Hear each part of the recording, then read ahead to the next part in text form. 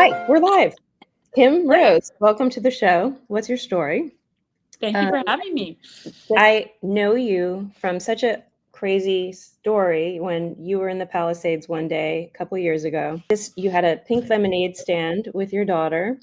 My sister, who lived in the Palisades, ran into you and said, "You have to meet my sister who just went through triple negative breast cancer." And we connected on social media. And then after that, it was just so hard for us to meet. Like 2 years in the making of actually meeting you. True. And then when we met, it was like love at first sight. Every year we do something now together with your students at LMU. This isn't a show about cancer, but it's about turning something horrific into something meaningful and that changes your life. And it was your traumatic experience that turned your life around and became such a blessing. Well, I have to say that the beginning, even before I started a national nonprofit, when I was 10, my mother was diagnosed with breast cancer. So I don't think I understood it at that age, but that was definitely when my awareness started about, breast cancer. In addition to that, my father's mother, so my grandmother, had breast cancer. And I remember as a kid seeing her. She didn't have a prosthetic, so she only had one breast. And I remember, feeling like that was weird and being uncomfortable with it. I have for a long time been involved in raising funds for breast cancer through various charities, and that's always been a passion of mine. And I would do something on Mother's Day every year. I had the BCRA test, the test to see if you have the gene that is associated with a higher breast cancer risk. I didn't have that gene, the BRCA gene. I did not have the BRCA gene. There are other genes now too as well that they found, but I did not have those genes. So I was careful about being monitored, but I thought maybe it would miss me, even though I would be the third generation in my family to face breast cancer. My sister was diagnosed at 50 as well. And she had a mastectomy on one side, and the next year she was diagnosed on the other side. So she had 2 mastectomies back to back in consecutive years. She was an older sister. So I knew that had a lot in my family, but I was nevertheless shocked when I was diagnosed in my 40s with breast cancer. I had 4 kids at home. My youngest at the time was 6. I had a elementary schooler, a middle schooler, a high schooler, and my oldest was in college at the time. That was just, even though I should have expected it, it was still shocking. And you were doing all the testing too before, so you were on top of everything. I maybe I could have been more on top of it, but I had a clear mammogram in May of that year. And I was diagnosed in February and had a double mastectomy in March. Yeah, it was just months since my previous clear mammogram. But important for your listeners, Jen, I had a clear mammogram in May, was diagnosed with breast cancer in February. The surgeon who looked at my films said that was probably growing there for 7 years, but it was hidden in my dense breast tissue. That's similar to me because I have dense breast tissue. I had a clear mammogram in July, and then I had stage 4 in December because it was also triple negative, so it was growing really fast. But they basically made a mistake because I didn't get an ultrasound, which I should have gotten with my mammogram. Did they tell you that too? Like, it's important to get ultrasounds with mammograms. Yes, and I did usually have an ultrasound. I honestly cannot recall whether I had an ultrasound at that mammogram that immediately preceded my diagnosis, but I did often have them. And in fact, I actually had some MRIs as well with my strong history. But a radiologist did me a disservice and said in her report that she doesn't feel like MRIs are important. And that was a mistake. I regret that he did that. I was afraid my insurance carrier wouldn't cover MRIs after she said that. Unsolicited, I don't know why she said that, but she did say she recommends mammograms going forward. So I did have MRIs. I started getting screened when I was, I think, in my 30s because I was being vigilant. So that was a life changer for me, just in terms of now looking at life very differently, of course, as we all do. But that is crazy, though. 7 years, a 7-year, getting checked for 7 years, and it wasn't detected. Yes, that's what the surgeon said. Based on my films, he could see how it was growing. And by the time I discovered it, it was stage 2B. And I didn't know that, of course, until after I had a double mastectomy. I didn't know what stage it was, but I knew that it was invasive ductal carcinoma. That was my original. And that's what your mom had too? My mom had already died. And to be honest, I don't know what her diagnosis was. I don't know whether that was the same, or my sister also died. So I don't know what their diagnosis was at the time. I wasn't really plugged in. I was 10 when my mother was diagnosed, and I don't remember ever asking her after that. And also, I don't know how much was known at the time that she was diagnosed, but it was a lot less. She had a radical double mastectomy and no other treatment at the time. Did they have chemo then, though? They did not have, they did not, they didn't do chemo on her, and I don't know if they were doing chemo in general. My sister also did not have chemo. She just had double mastectomy. And she tried tamoxifen, which was recommended for my sister at the time, but she found it really hard to tolerate. I was on tamoxifen for 5 years, and I still feel like I have side effects from tamoxifen. So it changed my life. You know, that wasn't the first health challenge I've ever had, but that was the most significant one. And whenever you have a cancer diagnosis, especially with a lot of cancer in your family, and knowing my mother-in-law also had breast cancer, strangely, she's also passed away. And I know that doesn't have an impact on my risk, but my daughter. Yeah, your daughter was 6. Yeah, she has it on both sides. I think my daughter was 6 at the time, and I was looking for a way to make a positive impact specifically for breast cancer, but really all cancers. When your family and you go through something like that, you just would like to help. And I'm not a medical expert. I'm not a doctor or researcher. I wish that I were. And I'm not a caregiver. So I was looking for some way to help, and had, done it for years, had done something on my own to do fundraising, walks and things like that. But that year after I was diagnosed, my daughter wanted to make a lemonade stand, because all 7-year-olds want to make a lemonade stand. That's a thing. They see it, they like it. It sounds like fun. We have one on our block every week. Yeah, right. Same kind of thing. Yeah. And I think that's so cute, and it's wonderful to have young entrepreneurs. And at the time, I had finished my double mastectomy. I was in treatment. I had complications after my mastectomy. Had to have, of course, surgery to have an implant put in. Then I had nipple necrosis, which is another kind of complication. So I had multiple surgeries, and I was still in the throes of that.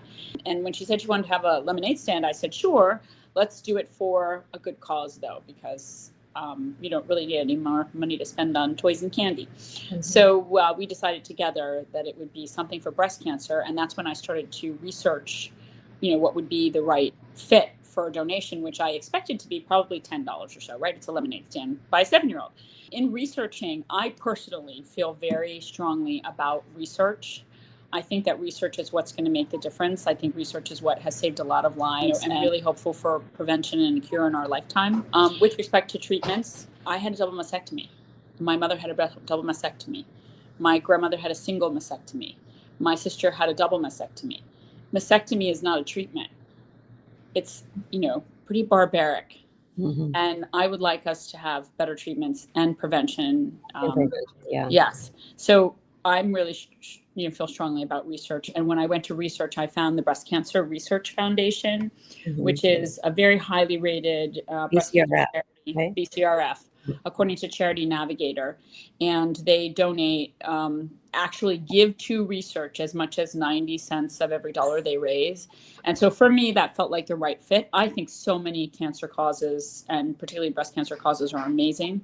Support them and donate myself. For me and my particular goals, and as it relates to my feelings about my daughter and what I want for her, because she's at very high risk, I felt like research was my reason. My daughter was 7, so I might have influenced her, but she and I agreed together that it would be breast cancer, and that we would give the money to the Breast Cancer Research Foundation. And what happened, Jen, on that day is we went out with some lemonade with a sign that said the money would go to breast cancer research, and she was asking for 50 cents. Which seems very reasonable. We were in New Jersey, near the Jersey Shore, and no one gave her 50 cents. People gave her $10 and $20, and also they wanted to tell their stories. They wanted to talk about their own breast cancer journey, or someone that they love that had faced breast cancer, or a neighbor, an aunt, or a mother, or a grandmother. It was really a lot of people who not only gave, and way more than she was asking, but wanted to talk. And I think it was cathartic, and people were really touched too. They were touched by a little girl wanting to do that. I don't think she even told them that her mother was facing breast cancer at the time, but it was really eye-opening and kind of exciting. So I watched this happen, and we were moved, and we donated all $100 that she raised in 30 minutes to Breast Cancer Research, BCRF. And then the next year she did it again, this time with a friend over 4th of July weekend. She was 8 now, so she had a little bit more patience. She lasted a little bit longer than 30 minutes. It was a couple of hours over 4th of July. Okay. And same experience. It was $1,000 in a couple of hours. $1,000. Wow. That's amazing. It's amazing. Lemonade. Yeah. And pink lemonade for breast cancer. Yeah. Uh-huh. So that's one of our, sort of hashtags, turn it pink. So if kids are going to make a lemonade stand anyway, why not turn it pink? So that was really touching and moving, I think, for me. That was 2017. And 2017, I was still in treatment. So I was diagnosed in 2015. I had surgeries through 2016. I was still in treatment in 2017 because that treatment is not fast. Yeah. It's not like taking antibiotics when you have strep throat. It's a long haul. And I was in treatment in 2017. Yeah. That's when I started. Yeah.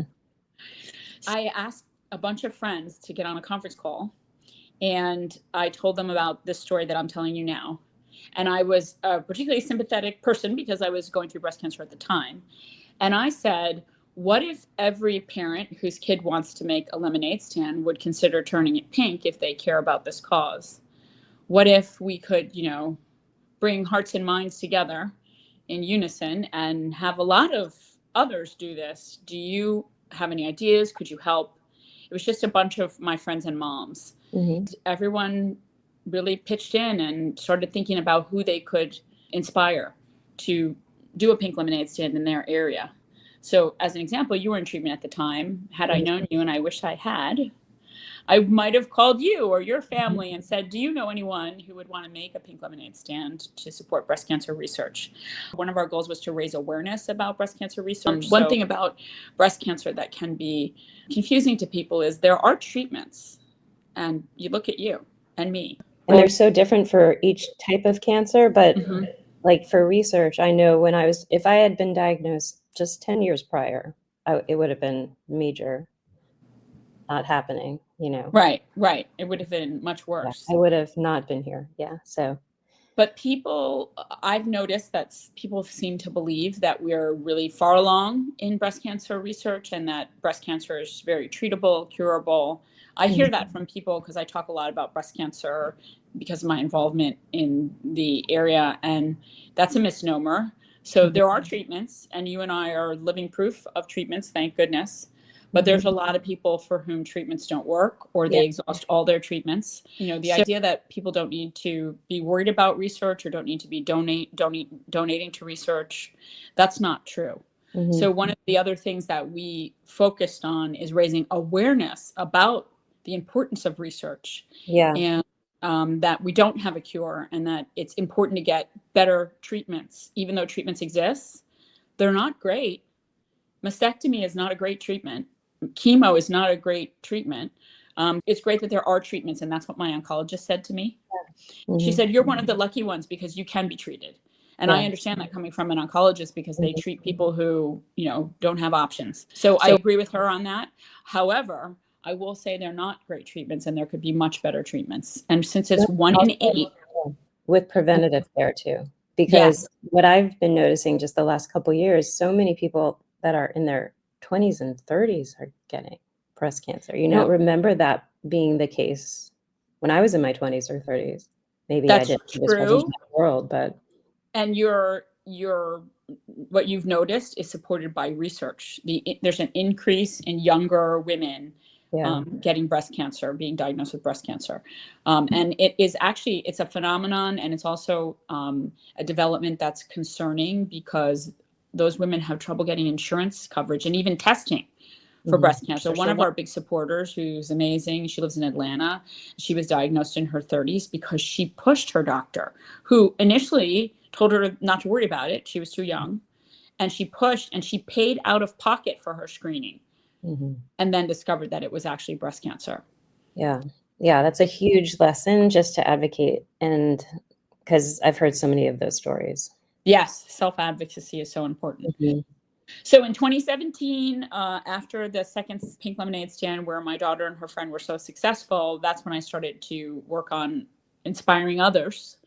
along with my daughter, who made some amazing videos, recruitment videos, trying to tell her story. And I have one if you'd like to share You're it. on the news. I would love to. I would love to see it. You were also on like Good Morning America, weren't you? In 2018 was when I reached out to my friends, and Bryn's teacher at the time, she was in 3rd grade.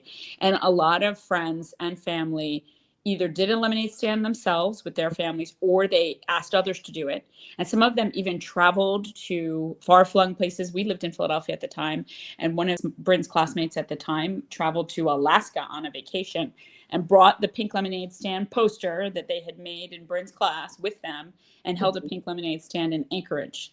So yes, that's when we started to get on the news, Jen. We started to call the news and let them know this was something that we were working on, and we would love their help to be constructive journalists and help us inspire others. And that worked honestly better than expected. We had a lot of news coverage for stands in North Carolina, in Alaska, in Pennsylvania, in New Jersey. And that's how we started sort of to develop a following and demonstrate our theory that this was a good idea and catchy and fun and a hopeful spin on a very sad situation for many of us. That's what the Pink Lemonade is about. It's just inspiring others to really make lemonade out of lemons. Yeah. And is it all throughout the year, or is it just October that people do this? That is an excellent question. So we would love to inspire folks to do something all throughout the year, maybe a pink lemonade themed event if the sweetness and hopefulness that pink lemonade brings is, something that gives them strength. A lot of people are interested in doing it in October. It's absolutely not something that's limited to October, and we are diagnosed all months of the year. Yeah. I'm diagnosed in February. And so we encourage people to do a pink lemonade stand anytime. Summer is a great time to do a pink lemonade stand. So it was after pink lemonade stands popping up in 10 states that we were invited to be on the Today Show. So that happened in May of 2019. We were sort of trying to do it around Mother's Day. And we're invited by the Today Show, and the executive producer at the time, Tammy Filler, included us in a story, and we got to tell our story to millions of folks who watched the Today Show, and it was really exciting. We got a donation from Country Time Lemonade at that time, so that brought our total for that year to $25,000, which is way more than we had ever imagined we would raise with lemonade stands. The other thing about the lemonade stand concept is anybody, any age, no training, no investment.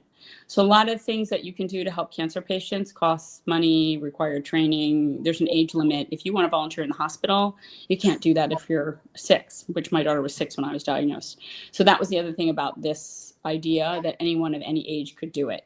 And it was very inclusive. And a lot of kids are, facing breast cancer in their family, their mother, their aunt, their grandmother. Yeah. So that was another component. And after the Today Show, we got a really lot of interest in the thing that we had hoped for, the thing that we had dreamed of, Jen, that people would just be inspired because they heard our story. People that we didn't know would make a pink lemonade stand or have a lemonade themed event and donate to breast cancer research. That started happening after the Today Show. People saw us on the Today everywhere. Show. Now you're everywhere. So now we have inspired stands in 46 states. We have 4 to go. So if anyone's watching, we need Utah, Oregon, North Dakota, and South Dakota to get to 50. Yeah. Okay. I think Oregon and Utah are easy ones. Yes. North and you South. Would think, although I've been trying for some time. It was hard to get Iowa. We traveled ourselves to Hawaii and made a stand in Hawaii when we were there on vacation. Some things we had to take into our own hands. And we've raised about $370,000 for breast cancer research to date, which is, it's not a move the needle number, to be honest. I wish it were more, but I do feel like we've raised awareness. We've generated a lot of publicity and media attention around breast cancer research, and certainly made a positive difference. And we have been so lucky to have inspired large retailers to work with us. So every Vineyard Vines in the nation will have a pink lemonade stand this year on October 4th. And this will be one in Century City, which yes, all of them. It will be the 5th year that we've done that with Vineyard Vines. We have Kendra Scott working with us for the 3rd year. In every store where we have volunteers available to work with the Kendra Scott teams, they're hosting pink lemonade stands in store. We've done that with them for the last 2 years, so this will be the 3rd year. We have Lily Pulitzer signature stores, which are their franchise stores. A lot of them, it's an opt-in model, opt-in to do a pink lemonade stand as well in their store. We have the Cashmere Sale, which is a pop-up store selling cashmere in the fall. They have locations nationwide, and they're going to be doing pink lemonade themed fundraising event in October as well in honor of Breast Cancer Awareness Month. And then in 2023, we were invited by the Pittsburgh Steelers to do an event with them. And at that event, we set the world record for the most funds ever raised at a lemonade stand, according to Guinness. And that was $53,000. Very exciting. Also, Hall of Famer Jerome Bettis, who played for the Steelers, was there, and he helped to give out free lemonade. So that was exciting. That same year, we were invited by the Rams to do a pink lemonade stand at SoFi Stadium, meet with their fans. We did a fundraising event there. Last year, are you doing Rams? Are you doing football this year? Yes. So last year we were invited by the Patriots, which was really exciting. And all the news stations in Boston covered the story about our efforts. And the Patriots invited us back for training camp. And then this year on October 5th, we're super excited to be working with the Chargers to do an event at the Chargers game in Los Angeles at SoFi Stadium. And then on October 19th, the Tennessee Titans have invited us to Nashville to do an event together. These are all in coordination with their Crucial Catch game. So the NFL has a Crucial Catch game that they designate in October, every team, every year. And they make it an awareness and fundraiser for cancer causes. And so they've invited us to be part of that really wonderful effort. That is amazing. Yeah. And you love football, so. Yeah, and I love anyone who supports breast cancer research. So so excited that the that's so NFL cool. does. And is your daughter going to all of these with you, or is she like busy in school? Okay. Well, she is busy in school. She plays lacrosse and she's a cheerleader. But she definitely is going with us to the Chargers stand and to the Titans stand. And every year she goes to the retail stores, whatever's closest, to make a stand. So she's very, very involved. And for years, she's made recruitment videos, especially when she was younger, for other kids, telling them about why to do it, how to do it. So I have a lot of those videos. Oh, that's great. And how old is she now?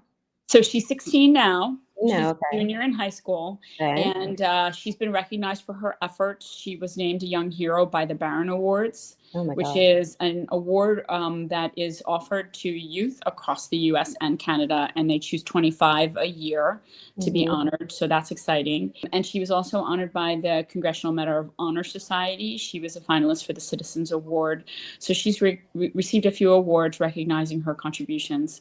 And I think, she's not done. That's for sure. No, she's got her volunteer hours in there. Yes. She's not worried her about volunteer hours. But she's kind of like an ambassador for preventative care at this point.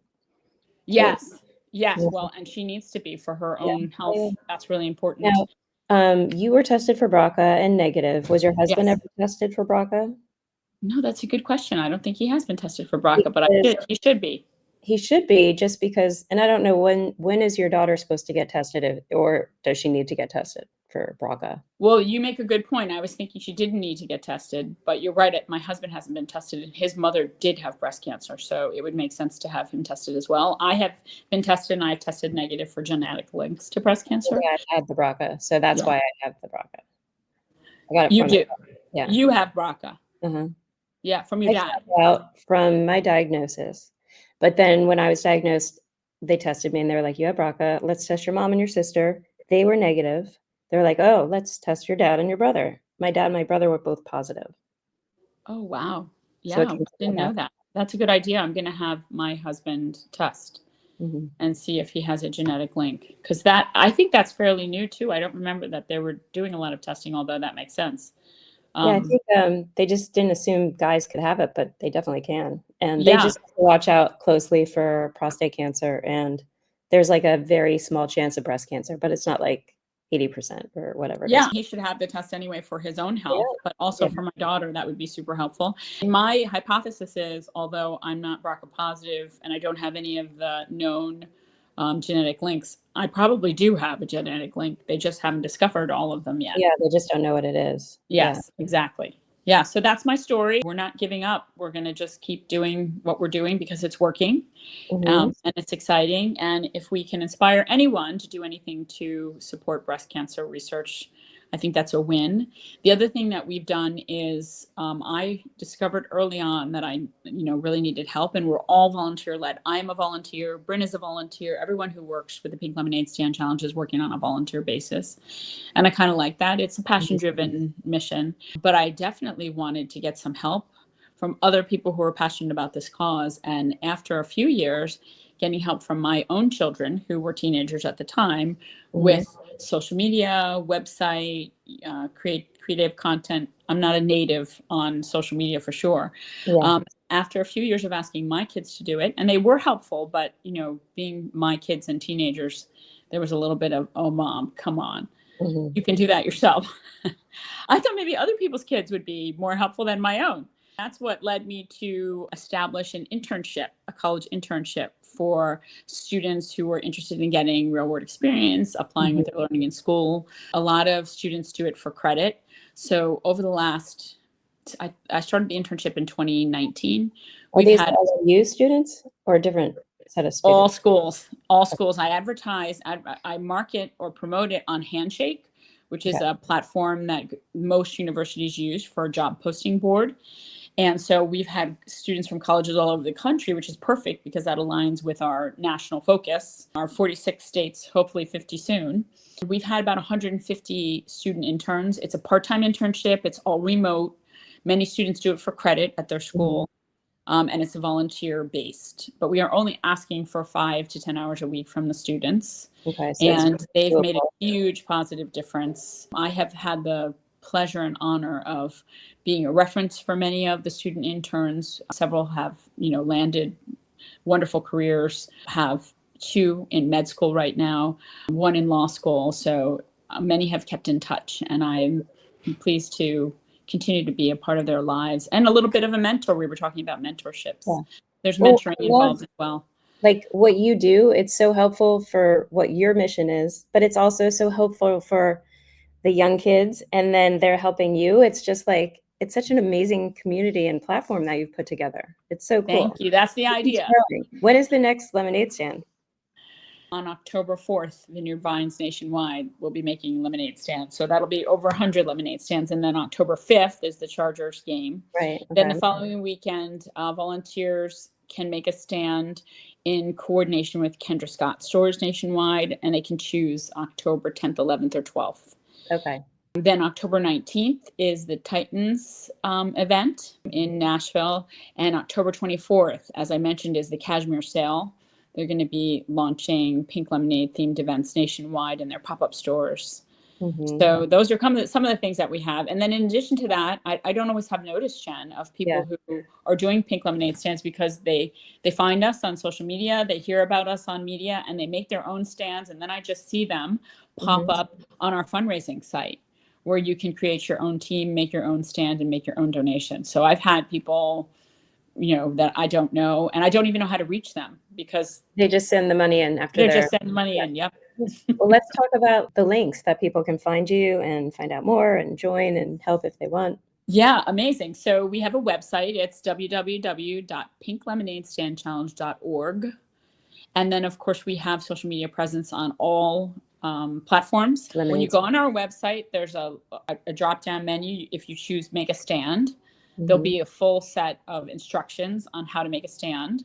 There are downloadable flyers and posters that you can use, or if you're doing it with kids, they can make their own posters, which is really fun.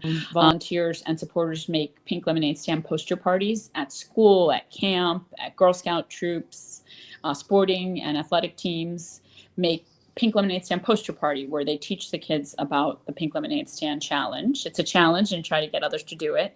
Make posters so you can make your own poster. And it also has instructions on what to do with the funds that you raise. So you have the option of using Venmo. We have a Venmo code. You can donate via Venmo, and you can ask folks to donate via Venmo.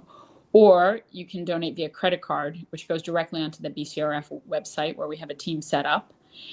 Or if you accept cash at your stand, which you're welcome to do, you can convert that cash to a donation by keeping it and uploading an equal amount via credit card or Venmo. Mm-hmm. So a lot of people choose to do that.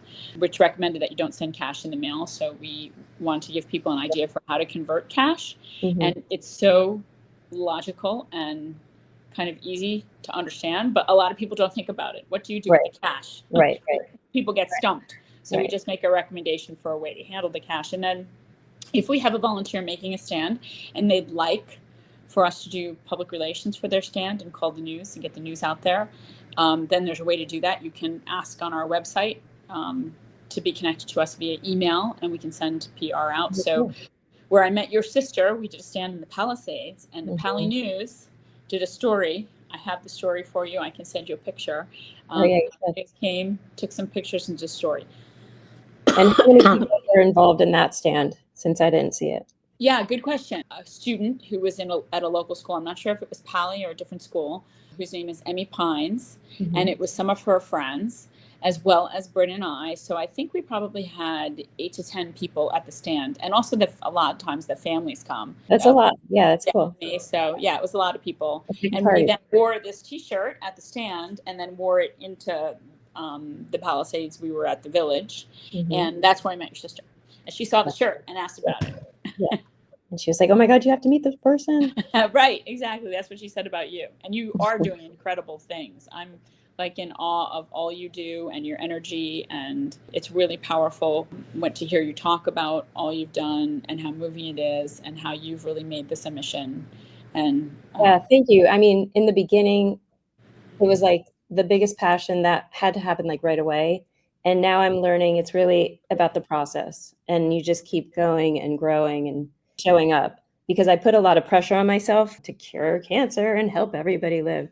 And obviously I can't do all of that myself, but I reset myself and I say, this is what I want to do. And it's about the journey, and whether I can help one person or more people, it's not about that, it's about just showing up and enjoying what the mission is. I feel the same, Jen, and I put a lot of pressure on myself to be more successful and raise more money and, reach more people. And then I have to remind myself that if I reach anyone and if I do anything, it's great, it's helpful, and it's more than a lot of people do. I'm hoping that I can make more of a difference. We need each other, because you come from supporting research. And of course, I'm supporting research at UCLA, which is so important. But I also come from like supporting and empowering the patients, because we have to feel comfortable receiving the research and the medicine and the treatment that we have been able to receive. And sometimes when you're showing up feeling like, oh, I have to do this, or I have to do this, or this is poison, it sets a tone for your body to be like, get away, get away, get away. And I'm sort of like speaking about, be proud of this treatment that has been, researched for so many years. And this is for you and what is going on with your body. It's a teamwork kind of thing, the patient and the doctor. So that's my big message, and just empowering patients to receive treatment and accept the diagnosis, as horrible as it is, and try to turn it into a blessing or something positive. Yeah, true. And try to be open to it and, accept that you need to move forward. And instead of thinking of it as poison, think of it as healing medicine. It may have side effects that feel like poison, but at the end of the day, it's a lifesaver, and it has been a lifesaver. And right? It's a chapter in a long life, hopefully. And the other thing about your message, I think it also extends to people who've not been diagnosed, because the screening, the stepping in, the following up, the self-advocacy. I have had a lot of friends who've had questionable results, or they're told to come back in 6 months. And my advice is always, don't wait 6 months. Why don't you ask right now? If it's concerning enough to come back in 6 months, then maybe an answer now would be helpful. I would push for more information. Yeah, it's an act of self-love. I look at it that way. And also, our body is our business, and we're going to be with these bodies forever. And it's it's something we have to just take care of. You're not going to leave your car without an oil change or without, getting a tune-up. So. And the other thing that you just mentioned that goes equally for the Pink Lemonade Stand Challenge is we are fighting a stigma associated with breast cancer. It's, first of all, it's the breast, which people often think of as a sexual organ, but it's a body part, and it's a place where a lot of people have cancer growing, 1 in 8 women. And we need to be able to talk about it. We need to be able to talk about breast cancer. It's okay. And if we can't talk about it, we're not going to be able to cure it. So we need to, destigmatize a discussion about breast cancer among anyone of any age. So I told you about the Pink Lemonade Stand poster parties. I had one school administrator who ran an after-school program tell me that she couldn't have a Pink Lemonade Stand poster party and talk to the kids about breast cancer because that wasn't an appropriate subject to talk about without their parents' consent, because it was the breast. And how old were these kids? They were in elementary school. Okay. Well, I just thought that was an interesting take on it, because I don't think of it as, I think if it's a part of life. It's part of our beautiful bodies. Yes. Yeah. And many of those kids, 1 in 8, many of those kids do have a family member who has faced or will face breast cancer. So definitely something to talk about, just like any illness or injury. It's something to talk about. We don't have to talk about the gory details, but we can talk about supporting it and why it's important. Yeah. It's just an awareness thing. And awareness is always information, and information is always power. Right. Exactly. Okay, last question. If a student or a college kid or somebody wants volunteer hours, do they get those volunteer hours if they do a lemonade stand for a couple hours and raise money and give it back? Is that considered volunteering? Jen, that is a genius question. Thank you for asking that. 100% yes. Okay, good, because I'm always looking out for my nieces, basically. Yes, so I do all the time certify hours for volunteers for community service. So a lot of high schools require it, colleges, the National Honor Society. To be honest, people have gotten in trouble and they need to do community service. I'm happy to take anyone who wants to support breast cancer research. And we are a 501c3 nonprofit, so we're recognized by the IRS as a nonprofit, and we can certify community service hours, and I'm happy to do that. So now there are these online tools where you can do it. So I know I've learned through working with various high school students that it's easy and possible. And not only is it the time that you spend hosting a lemonade stand, but the time you spend preparing for the lemonade stand, the time you spend cleaning up from the lemonade stand, and any time you spend promoting your lemonade stand or pink lemonade themed event will be community service. Okay. So do you hear that, all teenagers? Get your volunteer work and do something good. Yes, exactly. And all kids and all parents and everyone. Exactly, and everyone. Make it a party, a pink lemonade party challenge. Yes, exactly. Well, Kim, this was awesome. I don't want to take too much of your time just because I know you have a full day and you're going to teach at LMU tonight. Yes. But I think we all learned so much, and I will definitely share all of your links and all that stuff in the notes. So excellent. Thank you so much for having me, Jen. It is an absolute honor and pleasure to work with you and to share this passion together. Yeah, and this journey. I'm very lucky to have met you. I'm so grateful. I'm so glad my sister thought of connecting us. Yes. A good connector. I have to thank her. Yeah. All right. We'll talk soon, and have a good rest of your day. Bye. You too. Thank you.